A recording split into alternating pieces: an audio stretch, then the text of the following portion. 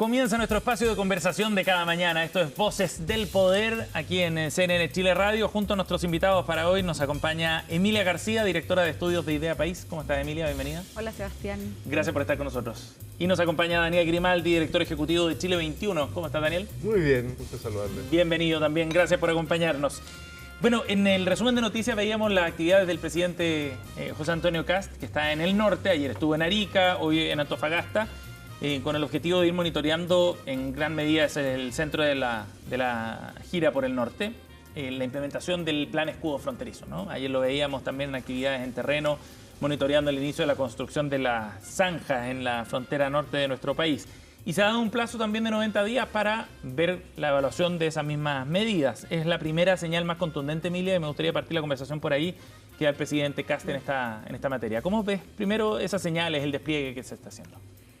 Un poco lo habíamos adelantado, ¿no? De hecho, hace un tiempo, me acuerdo, estando acá, habíamos dicho que una de las cosas, lo primero que, o una de las primeras cosas que debía hacer el presidente Kast asumido era ir al norte, a la frontera, y bueno, entonces creo que a nadie le sorprende que en menos de una semana ya esté en Arica y desplegado. Creo que es una buena señal, no solamente por materia de seguridad, sino que en general también los decretos en materia económica, el ingreso de proyectos de ley. Creo que el aterrizaje en general del gobierno de José Antonio Kast ha sido comunicacionalmente potente, coordinado, y eso me parece una buena señal para una gestión gubernamental. Y en materia de seguridad creo que era especialmente sensible que se hicieran estos gestos unívocos para cumplir o seguir cumpliendo las expectativas que tiene la ciudadanía en materia de seguridad, que son altísimas, que no son fáciles de cumplir, porque sabemos que en materia de seguridad no es probablemente el tema más complejo que enfrentamos actualmente. Y bueno, yo creo que en ese sentido, comunicacionalmente y estratégicamente, han sido buenas señales hasta ahora. ¿Responde al concepto de gobierno de emergencia, Daniel? ¿Cómo lo evalúas en ese sentido? Yo creo que aquí Kast muestra una coherencia con lo que él dijo. Ahora, él cree, o es su estrategia, mostrar que el país está en una emergencia. Hemos dicho ya varias veces que nos parece exagerado la condición de emergencia. Puede servir para campaña, pero mucho menos para gobernar. Porque las cifras que se mostraron anteriormente, en la última parte del gobierno de Boric, ya mostraban un descenso en las cifras de criminalidad. El último informe que se mostró sobre la evolución de los homicidios, una considerable mejora del 6.3 al 5.4, me parece que era, de homicidios por cada 100.000 habitantes, lo que muestra, por una parte, que las medidas en seguridad tardan en llegar. Entonces puede ser que muchas de las medidas que se tomaron durante el gobierno de Boric también se cosechen en este gobierno. Entonces también ahí yo diría, ok, ¿cómo vamos a considerar esas nuevas cifras? ¿Como parte de la gestión de ahora o como una consecuencia de cosas que se vinieron haciendo antes? Creo que un gobierno que desea apuntar hacia la gobernabilidad debiera considerar que muchos buenos resultados también tardan en llegar y son parte de legados de gobiernos anteriores. Sí. Si bien es cierto, la famosa zanja es una promesa de José Antonio Kast, y es bueno que muestre, que juegue. Eso lo prometió, yo considero que es legítimo y es bueno que se desplace a la zona y haga lo que dijo que iba a hacer. Ahora, tampoco se puede desconocer que la otra mitad, como se ha dicho, que es una medida que se complementa con otras, la otra mitad ya venía haciéndose desde el gobierno anterior. El control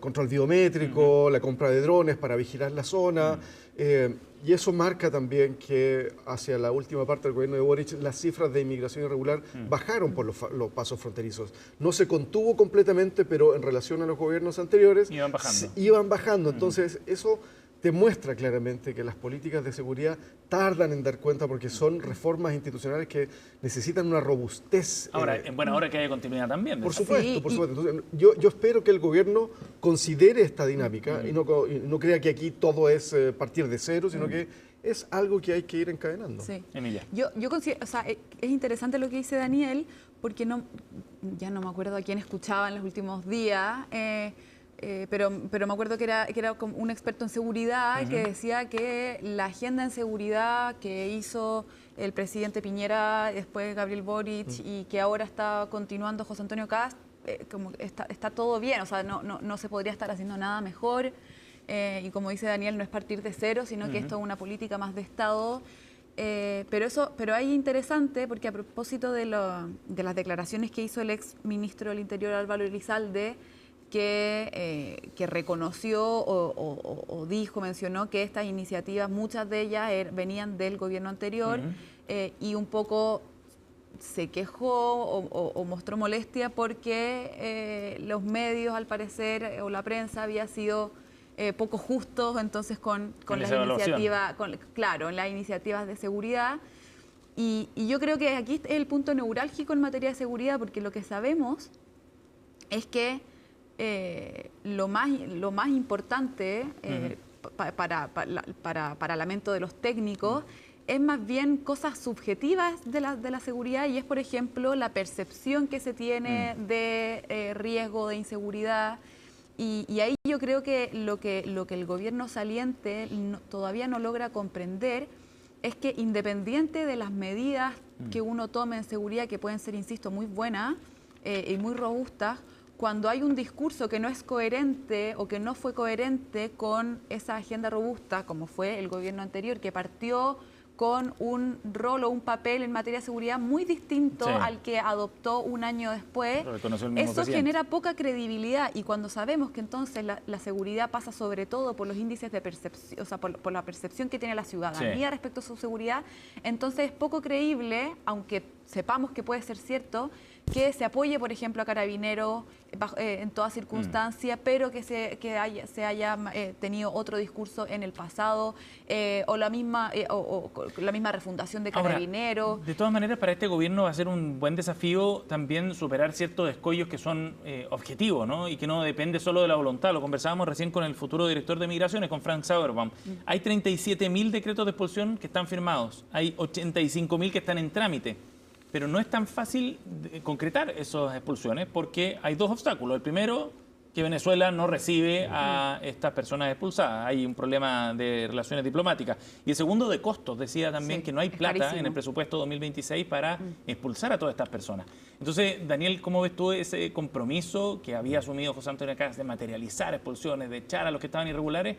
Bueno, se va a encontrar con varias trabas. No son insalvables, pero está difícil. Ciertamente, eso es el problema que enfrenta todo gobierno, que sube mucho las expectativas. Y el arte de gobernar implica también el controlar, moderar esas expectativas, porque una cosa es la campaña y otra cosa es, como decimos un buen chileno, con guitarra y con más instrumentos, porque no solamente con una guitarra se gobierna, sino que necesitas una orquesta entera y necesitas un buen director de orquesta. Y aquí el punto es cómo abordar lo que dice Emilia de la percepción de inseguridad. Si uno se concentra en Chile, junto con los demás países latinoamericanos, lo que llama la atención de Chile no son sus tasas de criminalidad, es el nivel de temor que existe en la población. Por lo tanto, aquí todos los especialistas han dicho, oye, no está únicamente relacionado con la criminalidad, sino es que cómo ella se escenifica en los medios de comunicación, pero tampoco todos los medios de comunicación tienen la culpa, sino que hay una cuestión de percepción de seguridad en las instituciones. Cuando la política se lo lleva en peleas, cuando no hay acuerdos, la gente se siente insegura. Cuando Carabineros también tiene acciones muy erráticas. Ayer vimos que le dispararon a una persona que en situaciones muy raras, un policía sin uniforme, disparó frente a un auto, una persona que no tenía antecedentes penales, un padre de familia, muy normal. Esas cosas también causan inseguridad. Los chilenos tenemos, creo yo, una cuestión más psicoanalítica, una aversión a la inestabilidad, más que la media. Sí. Nos cuestan los cambios institucionales y por eso que siempre se dice que los chilenos aprecian los políticos que son más fome, que son menos histriónicos, ¿cierto? Y todas estas peleas que alguien cree que puede ganar algún like en Twitter, está cada vez más desprestigiando la política y están cavando su propia tumba. Quienes piensan que haciendo la política más estridente y confrontándola más, van a ganar el apoyo ciudadano. Pero eso significa que este gobierno tendrá que bajar un poco las expectativas. Yo creo, quizás, naturalmente, pero hay dos formas de bajar las expectativas, creo yo. Una es decir, no se puede hacer, porque no hay plata, eso ya indica para dónde va el camino.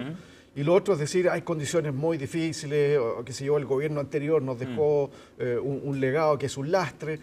Pero la otra forma de moderar las expectativas es llegando a acuerdos, porque gran parte de ese problema de las expectativas te lo da la oposición. Sí. No se trata de ser aquí entreguista, como dirían algunos, sino que es llegar a acuerdos. Cuando tú llegas a acuerdos, dices, ok, queríamos hacer esto, pero tenemos un plan en conjunto para poder avanzar como país. Creo que por ahí iría una mejor moderación. Emilia. Respecto de lo que decía Daniel sobre el carácter de los chilenos y que somos aversos al riesgo, es interesante el contraste que hay entre el presidente Boric y el presidente Kast, no solamente ideológicamente, sino que también en tema de carácter. O sea, yo creo que en el cambio de mando, de hecho, hubo muchos tweets de como lo medio fome que puede haber sido el discurso de entrada de José Antonio Kast. Y yo creo que todo eso está planificado un poco para ser un contraste importante a un Gabriel Boric que en oratoria es muy bueno, en la improvisación era muy bueno. Y yo creo que apela justamente a eso que dice Daniel, de que quizá ahora los chilenos están buscando alguien que no le importe tanto la performance, que no lo estoy diciendo en tono peyorativo. En política sabemos que la forma a veces es más importante que el fondo, pero que no sea tan central en la gestión, sino que sea la gestión propiamente tal. Y ahí vamos a ver si es que eso aguanta un gobierno entero, porque así como a Gabriel Boric no le aguantó solamente la performance. En el inicio del mandato, sobre todo. Pero yo diría que fue un poco la tónica durante los 4 años. Bueno, uno tampoco puede gobernar solamente sin atención a la forma. Y ahí, bueno, yo creo que eso también es noticia en desarrollo. Y bueno, vamos a ver también cómo le va en el Congreso. De eso vamos a hablar al regreso de la pausa. Estamos con Emilia García y Daniel Grimaldi en nuestro capítulo de hoy de Voces del Poder. Vamos al corte y ya seguimos con más aquí en CNN Chile Radio.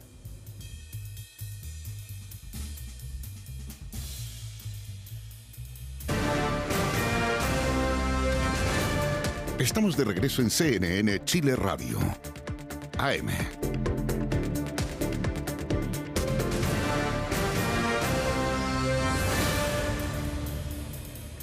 Ya estamos de vuelta, seguimos aquí en Voces del Poder. Emilia García y Daniel Grimaldi están con nosotros esta mañana en nuestro panel de conversación. El gobierno ya trazó una estrategia legislativa para los próximos 90 días, una suerte de copamiento del concepto que se ha acuñado, pero la idea es avanzar con una batería de proyectos de manera rápida, en paralelo, con distintas urgencias también algunas de estas iniciativas. Proyectos que venían del gobierno anterior en algunos casos, en otros son proyectos nuevos que tienen que ver con este plan de reconstrucción que ha presentado también el ministro Quirós. ¿Qué les parece la estrategia que está desplegando el gobierno, Daniel? ¿Cómo ves tú los primeros pasos que va a dar en el Congreso? Mira, yo creo que pese a lo que muchos en la oposición dicen que hay que estar muy... siempre hay que estar vigilante, pero una cosa es dejar jugar al otro también, dejarlo que arme su tablero, y una vez que se arme el tablero, tú puedes anticipar algunas movidas, pero déjalo armar el tablero, lo primero. Entonces, dónde ponga sus prioridades es muy relevante. Me parece positiva la reunión que se tuvo con los senadores de la oposición, donde se dejaron algunas cosas en claro. Ahora, la palabra clave aquí creo yo que es gobernabilidad. Cualquier gobierno en una debilidad en el Congreso, porque no gobierna con holgura, tienen la Cámara de Diputados, pero la ganaron por 2 votos, entonces es una mayoría muy frágil. Para poder gobernar así tienes que pensar, tienes que tener un plan de estabilidad, de cómo lograr acuerdos, repito, como lo dije antes, para trazar una ruta de aprobación de eso, porque los chilenos ya están hartos de la pelea.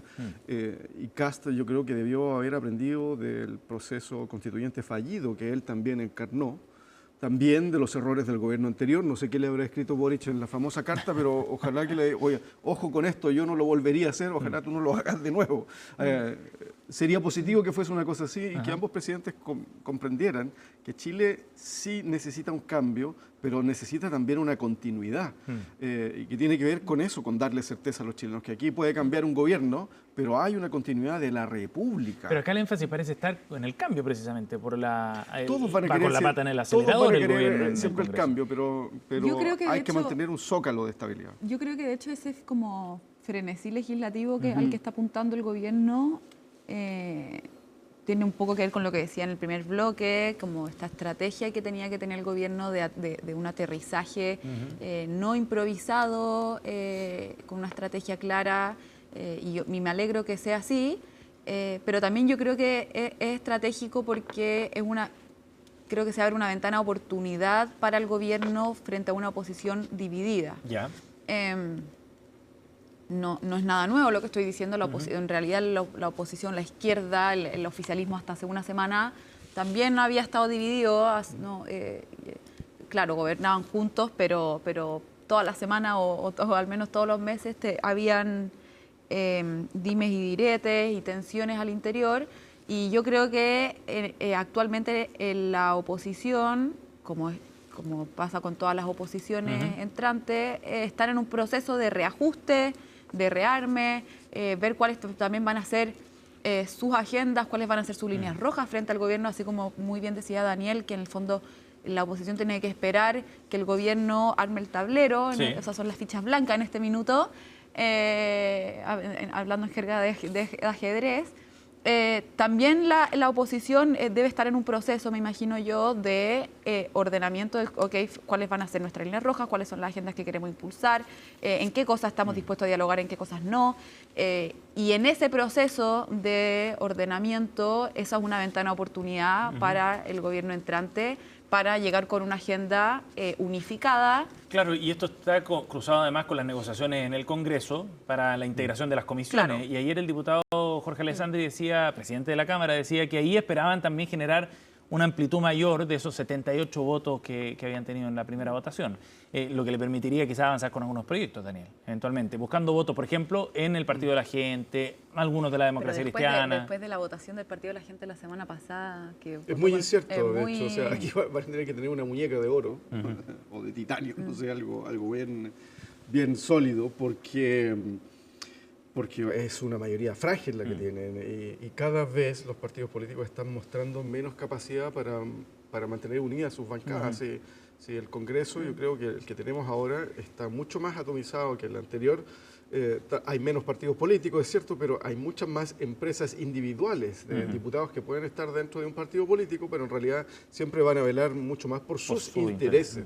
Entonces... ¿Y es muy ambiciosa la agenda del gobierno? Esta ley miscelánea, por ejemplo, que incluye 40 medidas, las 20 urgencias que se establecieron en proyectos súper distintos, desde la reforma del fútbol hasta el ingreso regular de migrantes.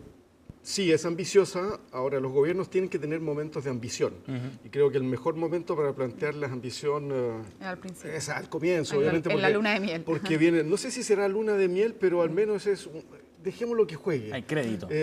Claro, porque la luna de miel implica un enamoramiento de alguna otra parte. Entonces, aquí no sé, nunca me ha gustado la cuestión de la luna de miel, pero sí de la bandera blanca. Bandera blanca, sí, ok.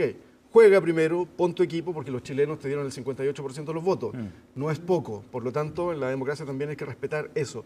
Deja que el presidente arme su juego, pero eso no significa no tener una posición vigilante. Por supuesto que hay que vigilar, por supuesto que hay que estar contrapesando las decisiones que parezcan injustas o inadecuadas, pero la democracia es eso, se tiene que permitir jugar al gobierno. Ahora, insisto, el gobierno también caería en un error si interpreta que ese 58% es un cheque en blanco.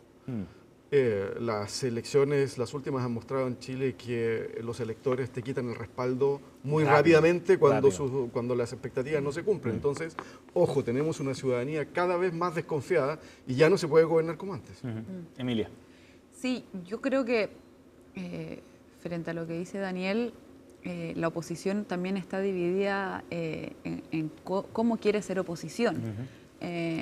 Porque no veo actualmente mucho ánimo de parte de la oposición, excepto de personas muy puntuales, de ser colaborativo o esperar que el gobierno lleve adelante su plan con esta bandera blanca que decía Daniel.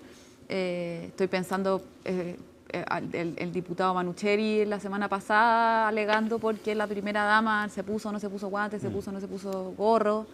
Y en los proyectos que ya se anunciaron también hay reproches, o sea, la idea de bajar los impuestos a las empresas, por ejemplo. Por ejemplo, ¿no? y de hecho, y esa era una iniciativa que contenía el programa de gobierno de Carolina Toá, con matices, pero iba en esa línea. Entonces, no solamente la oposición se tiene que poner de acuerdo respecto a los contenidos, o sea, se va a apoyar o no una rebaja del impuesto corporativo, sino que también en cómo se es oposición, y yo aquí soy más pesimista, pero a mí me suena que bancadas como la del Partido Comunista o el Frente Amplio, sectores más radicalizados del Partido Socialista, pretenden seguir la línea que está siguiendo, por ejemplo, el diputado Manucheri o el Partido Comunista, que amenazando con ir al Tribunal Constitucional.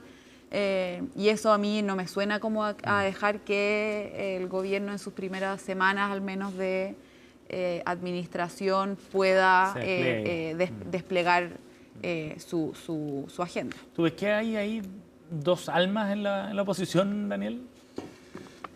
Sería bueno preguntarse si hay alma. O sea, está muy fragmentada. ¿Sí?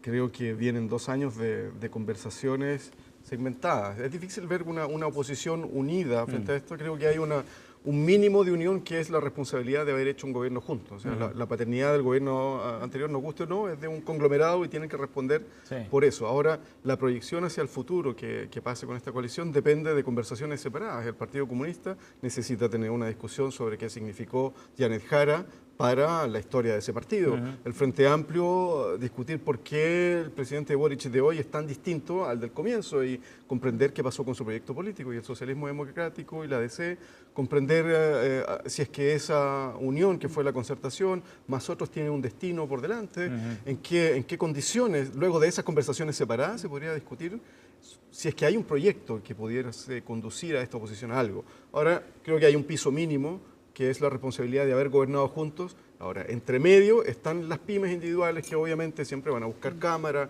poner algo estridente, interpelar al gobierno, porque de esa fama efímera vive su imagen. Y eso están en todos lados, están en la izquierda, están en la derecha, están por todas partes.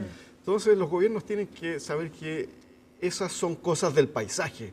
Ahora, si posiciones estridentes o comunicacionalmente artificiales ocupan lugares centrales en las estrategias de los partidos, eso ya comienza a ser preocupante, y yo todavía no lo veo.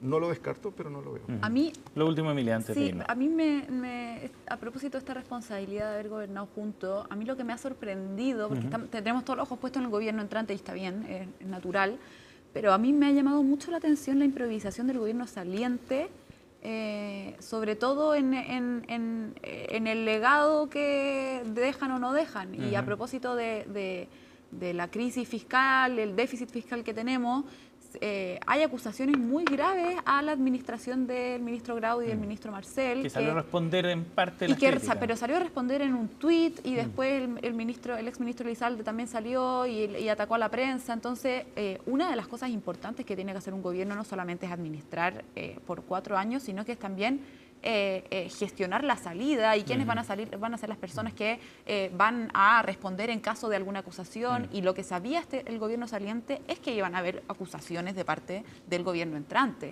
Eso era de esperar. Ahora la pregunta era en qué minuto, y fue relativamente rápido, y a mí me ha sorprendido que como que cerraron el computador el 11 de marzo y se fueron de vacaciones, cuando en realidad es muy importante también la respuesta que se tienen en los meses siguientes a las acusaciones del gobierno entrante. Y vamos a ver cómo se da eso también en el Congreso. Los parlamentarios de yo creo van a tener un trabajo bien importante también en esa defensa. Emilia García y Daniel Grimaldi con nosotros esta mañana en Voces del Poder. Gracias, Emilia. Chao, Seba. Gracias por haber venido. Gracias, Daniel. Buen día. 10 de la mañana con 7 minutos, nos vamos a la pausa con una temperatura que ya supera los 18 grados acá en Santiago. Se esperan cielos descubiertos el día de hoy. 29 la máxima para esta jornada en la región metropolitana, en el norte. máximas de 23 a 26 grados, 23 en La Serena y Coquimbo, 23 también en Valparaíso y Viña del Mar. Precipitaciones desde la región de los ríos hacia el sur por la noche, es lo que adelanta el pronóstico de la Dirección Meteorológica. Pausa y ya seguimos con más.